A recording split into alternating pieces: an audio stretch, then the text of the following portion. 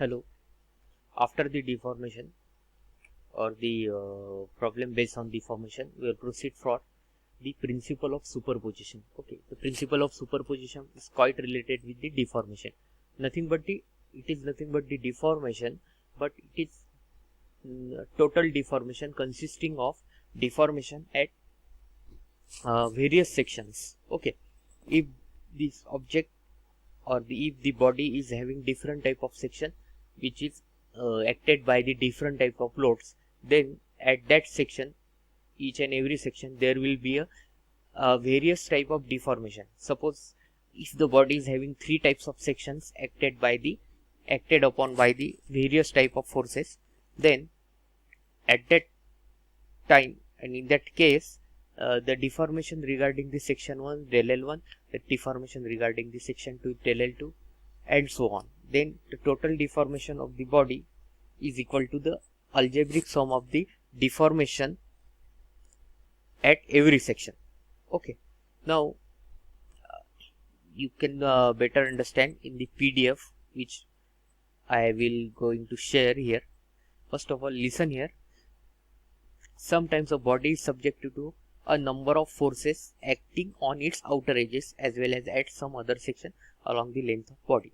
In such cases, the forces are split up and their effect are considered a individual section. That is what I am telling you. Okay, now see the PDF copy. You will be better understanding this. When a number of loads are acting on a body, the resulting strain according to the principle of superposition will be the algebraic sum of strains caused by individual loads.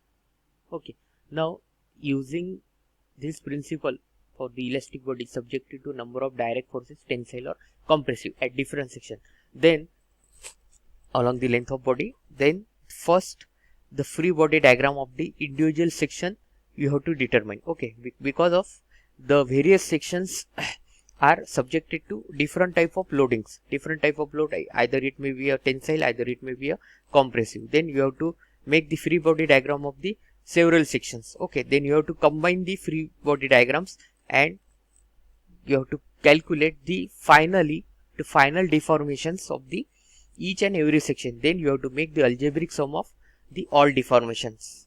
Then you will get the total deformation of the whole section. Okay, now you better understand in the problem which will going to be taken. So first of all, see here, the resultant of the deformation of the body is equal to the algebraic sum of deformation of individual section. Such a principle of finding out the resulting deformation is called a principle of superposition. The same formula is known to you, del L is equal to PL upon AE. This formula is only we have to use here. Del L is equal to PL by AE. Okay, P is the load on the section, L is the length of that section, specific section, A is the area of that specific section, E is the Young's modulus. If the material is similar, then E will be similar. Okay, then you have to take the E common, and if the section is cross section area of the given section is equal, then A is also common. Therefore, your formula will be, see here, I am describing here. This is del L by PL upon E. See here, if the section is having same area and same material, then 1 by AE is equal to, sorry, in bracket P1 L1 plus P2 L2 and so on.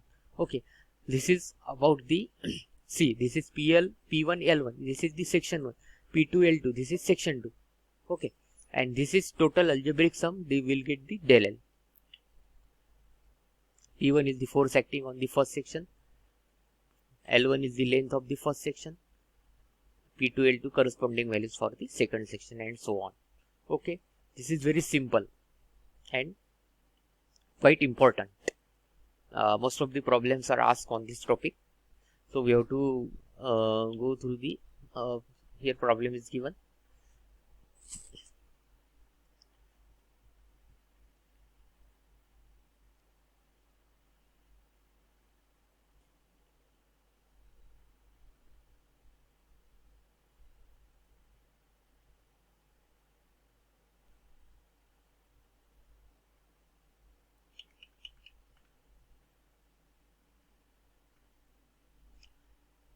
Okay, listen.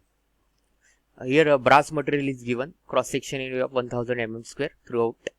Okay, find the total elongation. We have to determine the del L, and see here the different type of force acting on it. This is 50 kilonewton load. The nature of that force is pulling type of force. Okay, this is 10 kilonewton force. This is push type of force, and these two sections are separately acted by the 80 kilonewton and 20 kilonewton, having opposite directions. Okay, now first of all, this is length 0.6 meter, 1 meter and 1.2 meter. Length is different for the different section. Okay, 1, 2, 3 are the sections, and each and every section is having different length, but the cross section is same, 1000 mm square. Okay, now see here, this is our diagram. Now the FBD, we have to draw the FBD of the section as per the superposition theorem. We have seen already that first of all we have to draw the FBD of the specific section. This is first section. See here 50 kilonewton, and hereafter 50 kilonewton. Okay, we have to keep in mind for drawing the FBD, the 50 kilonewton force from the left hand side at the section 1. Okay, same force we have to kept at this opposite side, 50 kilonewton. Okay, thereafter next 80, see here where my icon is there. Here 80 kilonewton, which is toward right hand side, 50 kilonewton towards left hand side. 80 minus 50 is equal to 30.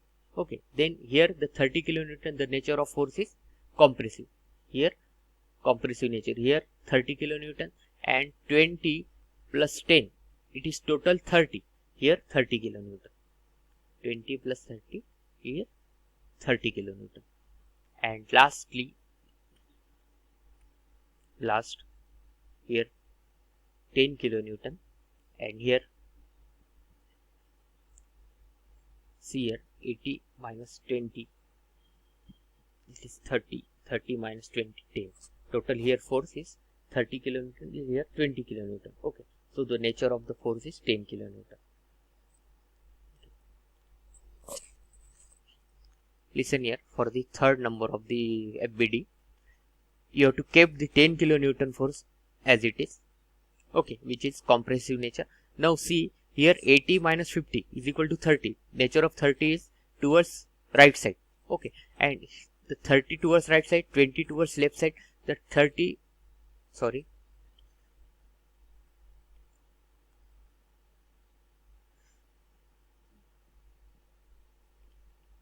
here, listen here.